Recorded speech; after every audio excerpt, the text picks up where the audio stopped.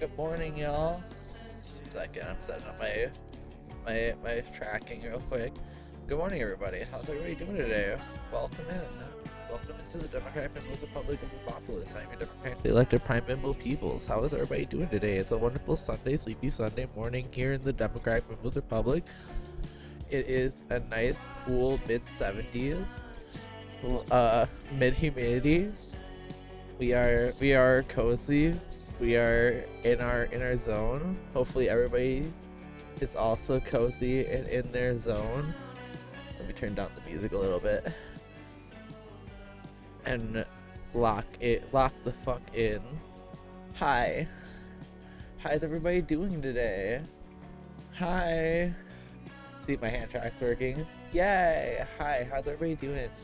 Welcome. I hope you guys are all ready for a fun stream today. Welcome in. If you guys are new here, I am Peebles, your democratically elected Prime Bimbles. Don't worry about when you voted for me. Don't worry about when the next election's coming around. I am here. I'm queer. Get used to it. Anyways, we got a little bit of something special today. We got a little something special cooked up for y'all. Just 1 second. Let me just switch. Let me just switch something over real quick. Hi. I hope you guys are ready for something I think is gonna be kind of cool, kind of special. So, I got ourselves something set up. As you guys probably see in the description, we're gonna be doing a modification stream today. So let me show you guys what we're cooking here. That's right. So I'm gonna be taking this Bubby, my old school Nintendo. As you guys can see, also down here in the corner, we got ourselves a little TV. We're gonna be watching some videos together. We're gonna be hanging out. We're gonna be jamming on stuff, and we're gonna be watching silly little videos. So I hope you guys are excited, cause I'm gonna be doing let's talk about what we're gonna be doing with this bitch right here. This bitch right here. Huzzah. Let me give you the showdown. So first off, we're gonna be taking this whole shell. Yes. The whole shell. The whole thing apart. Replacing this shell with this. This is the replacement shell that I got for us today. It is, let me show you.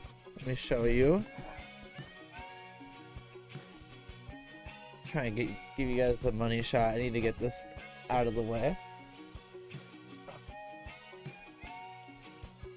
We're gonna be placing it with this baby. I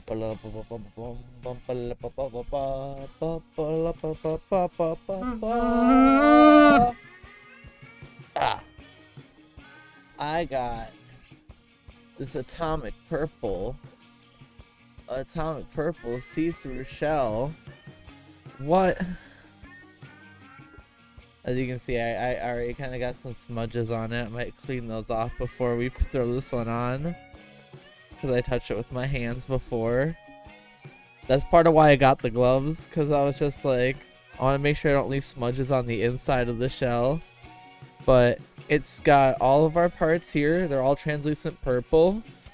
I might be keeping the black bit in right here, I'm thinking, and the black bit for like here and here to kind of break up the purple and kind of give it a little bit of an accent.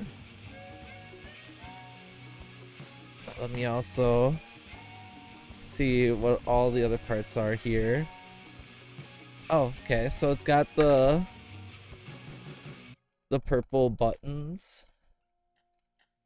I'm pretty sure it comes with a sticker set too, if I'm not mistaken. I just have to remember what I did with that. Here. Okay, okay. Yeah, I think it's right in here. Let me see if I can show y'all. Yeah, like it's got all the different labels and stuff. Gotta do the influencer thing. Yes.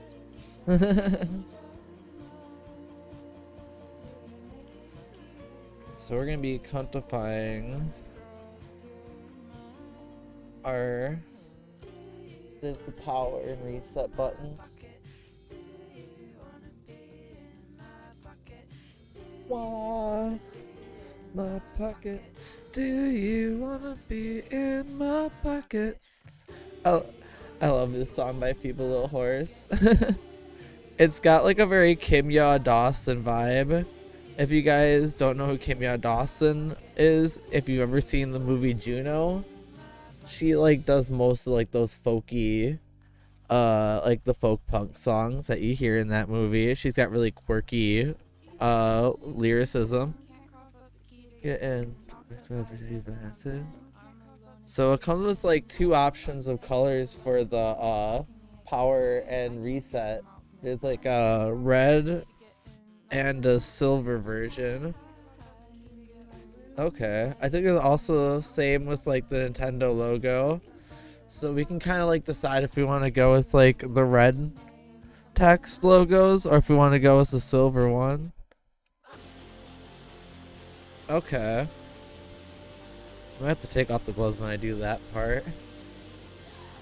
I might have to show off my naked hands. What is this for?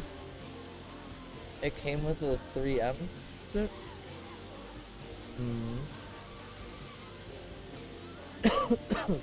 I know Macho Nacho has a install video where they go through the whole instruction on how to do the mods and everything.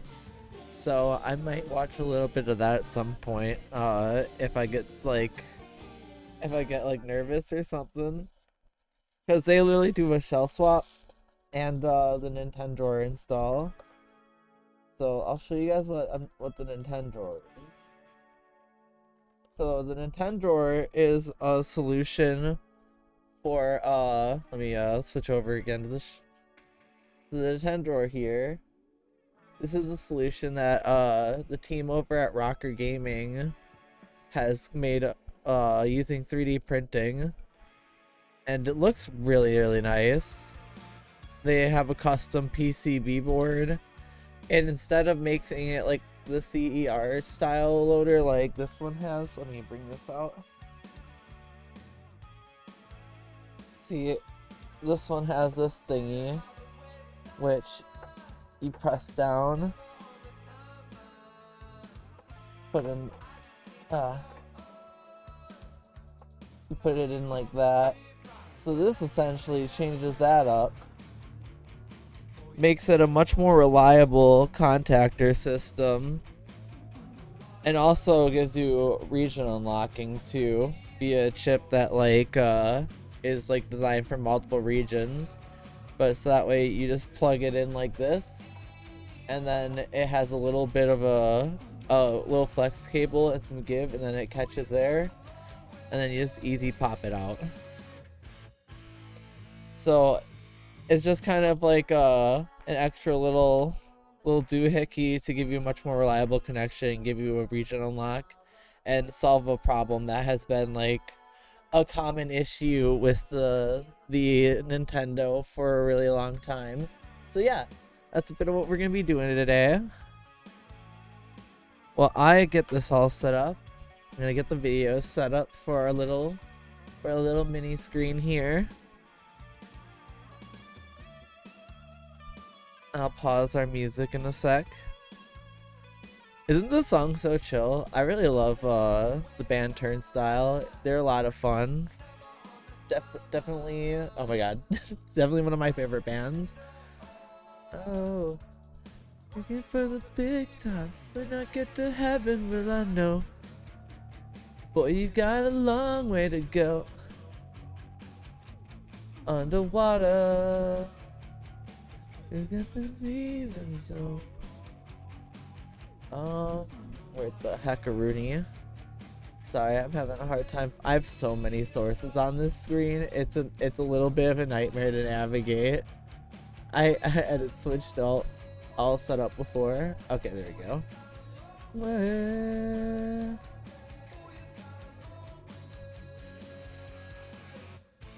Okay. Okay. Huh. That's weird. Why is it not showing up? Oh, I get it.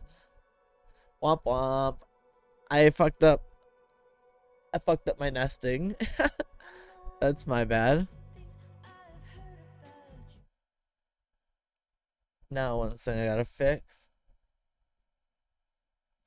It wouldn't be a people stream without a little bit of scuff, and I had to set up a bunch of stuff today, so please, please forgive.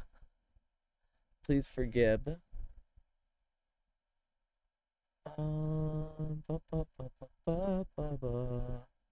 There we go.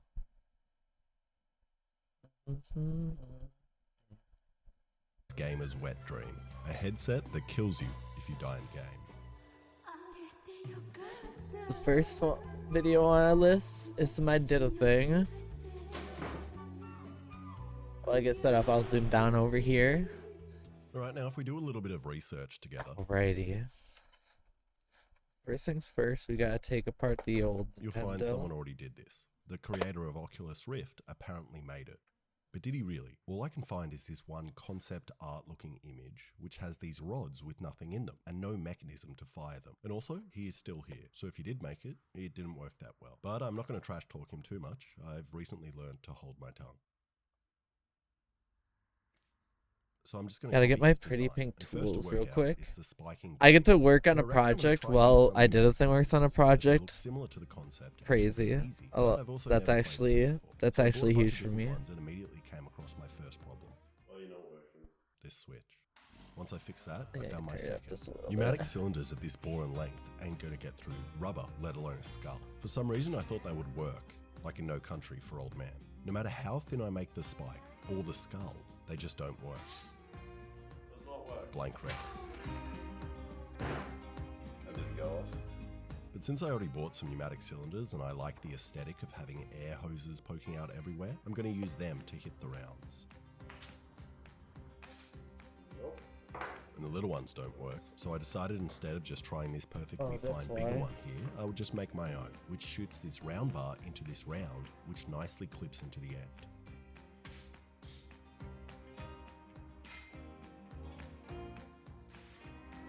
And after 2 hours of trying, worked like 10% of the time. And when it did, it blew itself up. So I tried the big one, with an attachment you're not meant to be seeing as I haven't made it in the video yet. Oh, he's just doing shit out of order today? Okay. And that worked, which is weird, as the inner diameter is the same as this one, so they're meant to have the same force output, but I guess this one's just better. And now that I know they'll work, I need to make the bit you just saw to hold the round and spike, which means I need to clean up my lathe.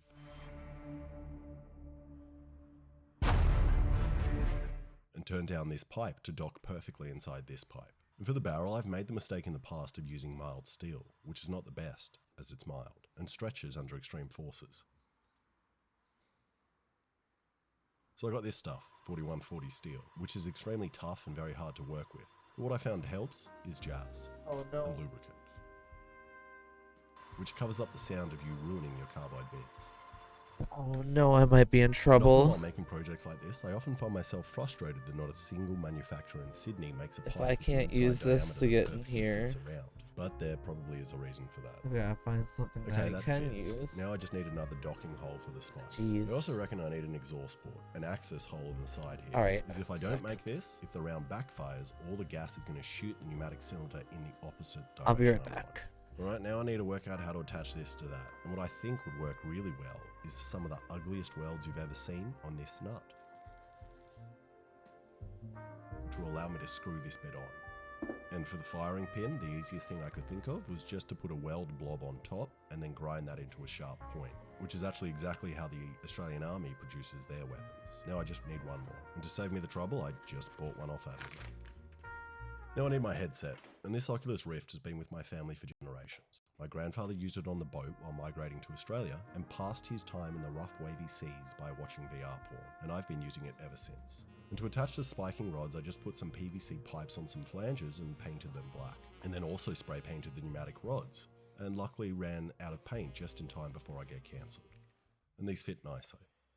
So now I need to work out the hard bit. How do I get the computer to talk to the pneumatic rods to fire when I die in game? But I think I have a solution. I can use this large computer and this cable to talk to this even tinier computer, as they both speak the same language.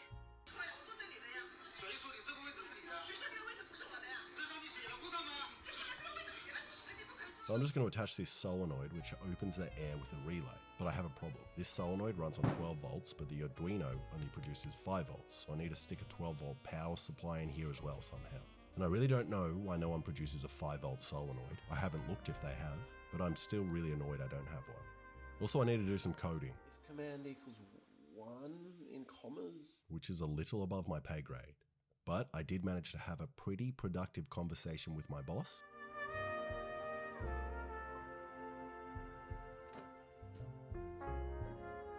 And I increased my pay and figured out the code. okay, this should flash on and off. Yes. And after a process of elimination of jamming wires in random holes and placing alligator clips on random pins, I've got this. And now when I tell it to open on the computer by pressing 0, it should trigger the cylinder. So let's test it out with a nail. Oh, I hate this. I hate this. 3, 2, 1.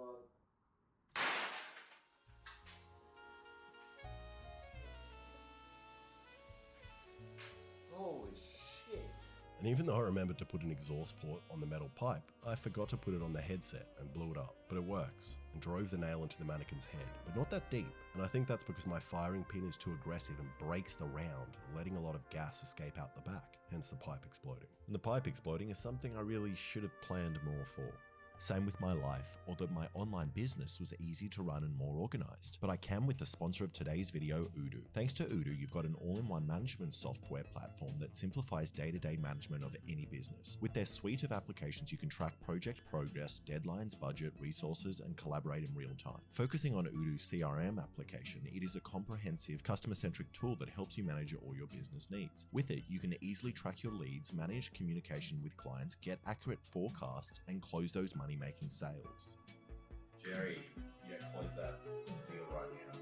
Using the Kanban view, each opportunity is presented as a card with all essential information in the front. Each stage provides an overview of expected revenue, and you can easily drag them from one stage to another like a board of sticky notes. When talking to your client about pitching your business and closing those deals, you can send emails, schedule calls and meetings, and have internal exchanges all from within the app, ensuring easy access to discussion history. You can also forecast and track your results with revenue forecasts. So no more juggling a million platforms just to get a job done. With Odoo's CRM application, you can do everything. The best part is you can use the CRM app for free, since Odoo's first app is free for life with unlimited hosting and support. So get your business organized today by clicking on my link in the description to get started for free with Odoo. So I remade the pipe and cut some exhaust holes and tried again. 3, 2,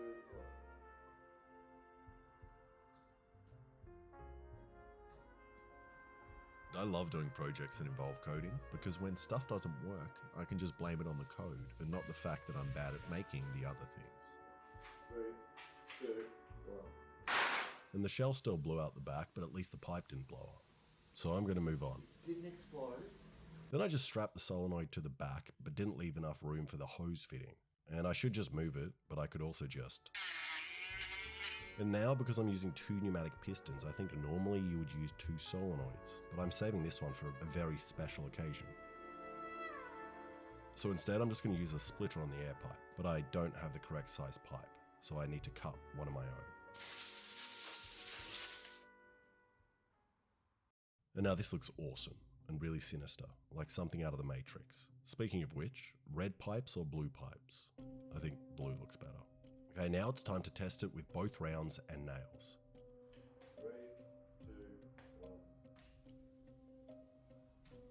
Nice. That went perfectly if I wanted it to not work. And after some testing, something is very wrong with the solenoid, and it's letting air out before I open it. It's not meant to do that. And I was going to buy a new one, but decided to open it up first. And I'm not sure what idiot put that piece of tape in there, but if you look very closely, they left me a clue. Their fingers were covered with paint. And if we follow that clue, they went downtown,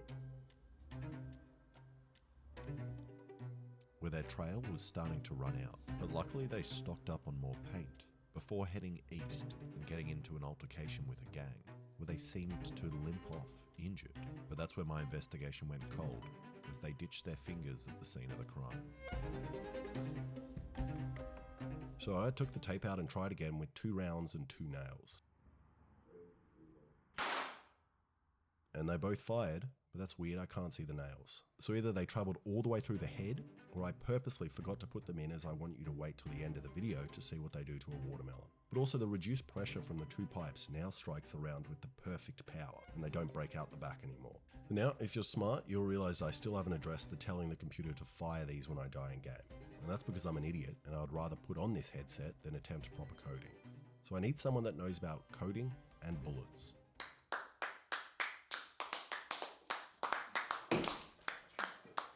Code Bullet, everybody.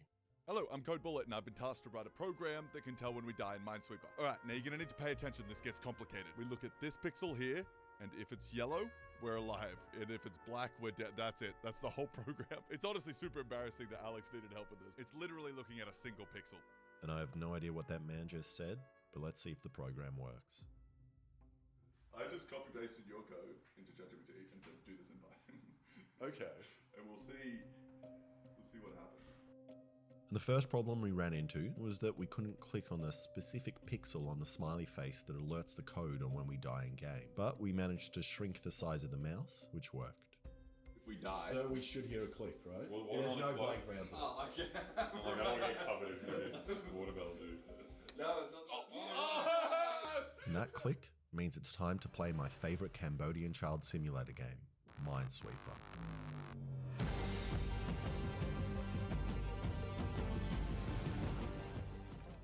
Scissors, paper, rock. Yes! Also, there's a chance that the first one I could click could be a mine. So we're playing now? We're on. Wait, this is so stressful. Wait, do I go now? Wait, do you want to go? But it's... There's no way to know. Wait, I think... I'm just gonna... Yeah, actually, I'm just gonna send it somewhere else. Yeah, okay. That's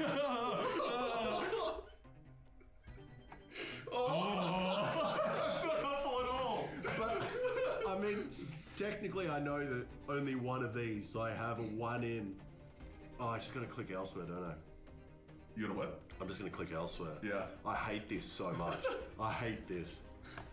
Oh my god! Why is it so bad? Normally you have so many clues. I'm risking it. Only one of these 8. Yeah. If I get the bomb out of the one of the 8.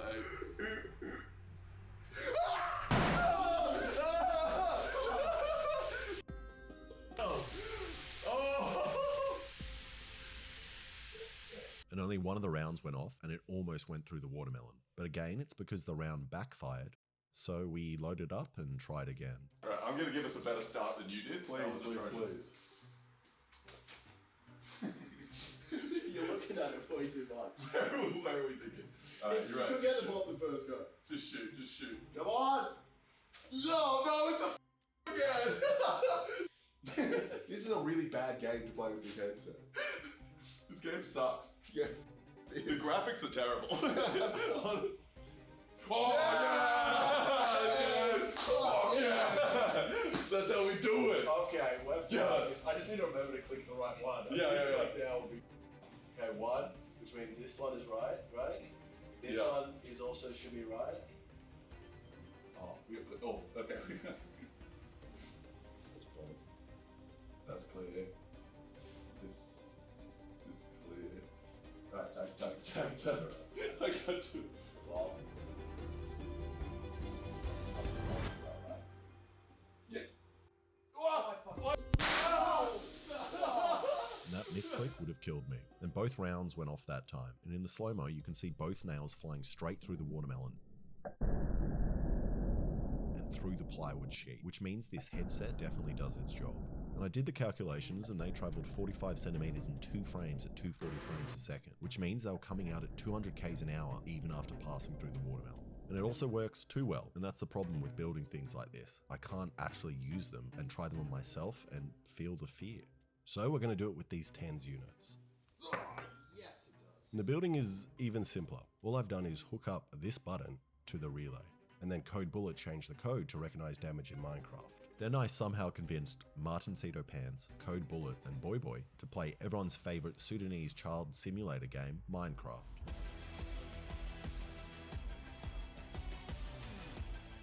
So I've never played Minecraft before, and the plan was just to meet up in game and see if we could get along while trying to survive the night.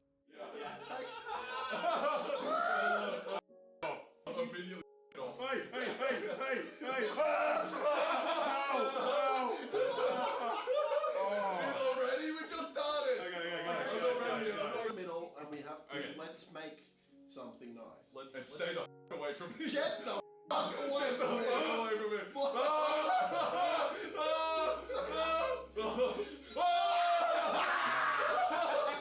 Get it, I'll avenge you. How do I run? I didn't even get it in. Oh no, I did. Oh, God, Okay. What is the point of this game? What are we trying to do? Okay, we've had enough fun. Everyone We need stop. to. We need to. I'm standing still. No, stop moving. You better not run. I just want to look at your skin. You gotta Where really are look you? skin. Come back. We gotta go to You the. gotta buy that tree, bro. You gotta buy that tree. Okay. Relax. Everyone, hands where we can see them. My hands are What? wet. Alex, I Alex, Go ahead. hands. want a good view of everyone. I got a good view of everyone as well. Okay. Alright. This is like hostage negotiation. Okay. What do we want from this? So, Yes! Hands where I can see you, hands where I can see you.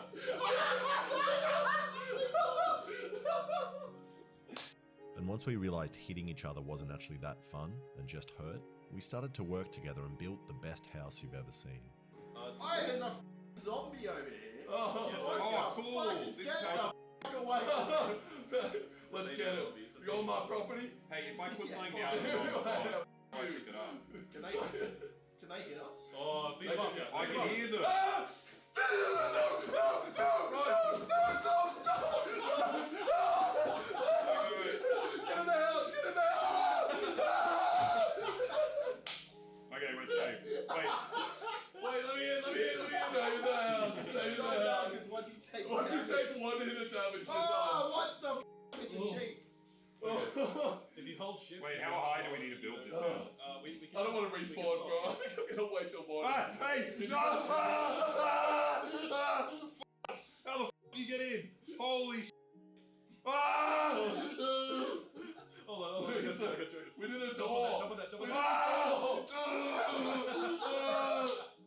Let me in, you motherfucker! No, it's Oh, just fuck. one zombie. Can I just die?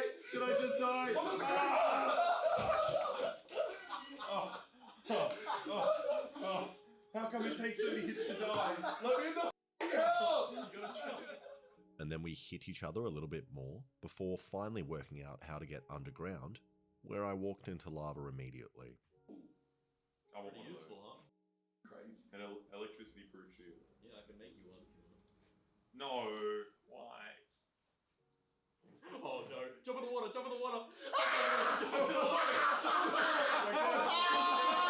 Worst case scenario.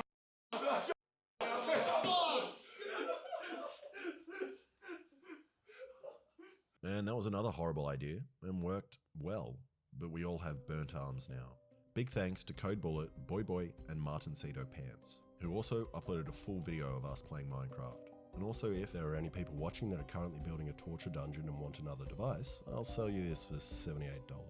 I'm negotiable if it's a good cause. Thank you so much for watching. If you like that, please subscribe and check out some of my other stuff. Right behind me is a stop sign from the video game Grand Theft Auto 5, and it's one of 4 stop signs at this intersection that help manage the traffic flowing through this neighborhood. You might think it looks pretty good, but in fact, this stop sign is illegal. Okay, illegal is probably overstating it, but it's definitely not up to code. You see, Grand Theft Auto 5 is based on the city of Los Angeles, which in real life is in the state of California. The state of California has a 1,200-page document called the Manual on Uniform Traffic Control Devices, also known as the MUTCD, that lays out all of the rules for putting up traffic signs in the state. It's a public document that you can download as a PDF, so I took the liberty of printing out a copy and putting it in this binder so that I could easily reference it while playing Grand Theft Auto 5. Let's turn to page 100. Oh god. Let's turn to page 128, shall we? Quote, "At intersections where all approaches are controlled by stop signs, an all-way supplemental plaque shall be mounted below each stop sign." Do you see a supplemental plaque on this stop sign? No, you don't, which means that this sign is non-compliant, aka illegal. And if the stop signs in this game are illegal, what about all of the other lesser-known signs? Grand Theft Auto 5 has 14 different commonly used street signs, and what we're going to do today is drive through every neighborhood in Los Santos with a copy of the California MUTCD next to us to try and figure out if any of the signs in this game are up to code. Spoiler alert.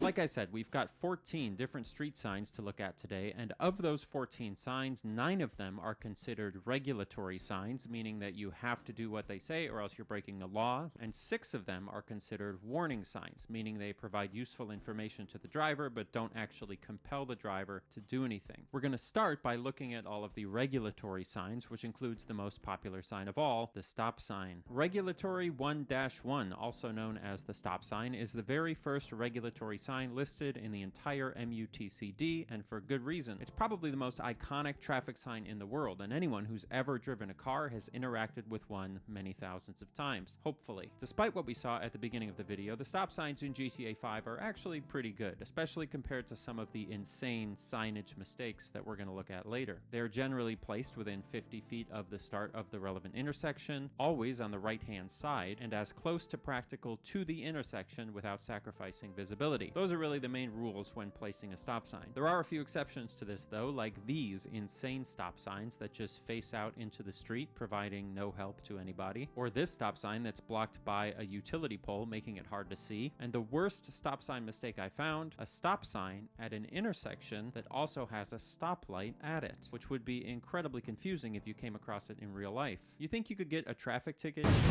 ran a stop sign that was in front of a green traffic light? We should look into that. If you ever come across something like this in real life, it means that somebody probably made a big mistake, and you should definitely report it to your local city managers. Incorrectly placed stop signs can get people killed. Sorry for being your dad, but you know, you have to be responsible and take care of your community sometimes. Speaking of being your dad, have you ever thought about getting a budget? Rocket Money. Welcome to the sponsorship. Hey, listen, you know that feeling how you're always out of money and you have no idea where it's going because you swear you just got paid? Well, for about 20% of you, the reason you feel that way is because you're being What the fuck? underpaid. When did I get on your mute? Son of a job. But bitch. for the other 80% of you, that feeling is God actually damn it. fixable with a budget, and there's no All better right. way to learn how to budget on your own Thanks. than by using Thanks for telling Rocket me. Money. How you may doing have today, heard of Rocket bitch? Money What are you because up of their to? ads where they tell you that they'll help you cancel your subscriptions and lower your bills. Sorry to my friends at Rocket Money for what I'm about to say, but I think I got this don't thing care off. about any of that. Yes, it Oh, does do I those forgot to things take and it this out does all the work. way. But the real reason that you want Rocket Money is because of its fantastic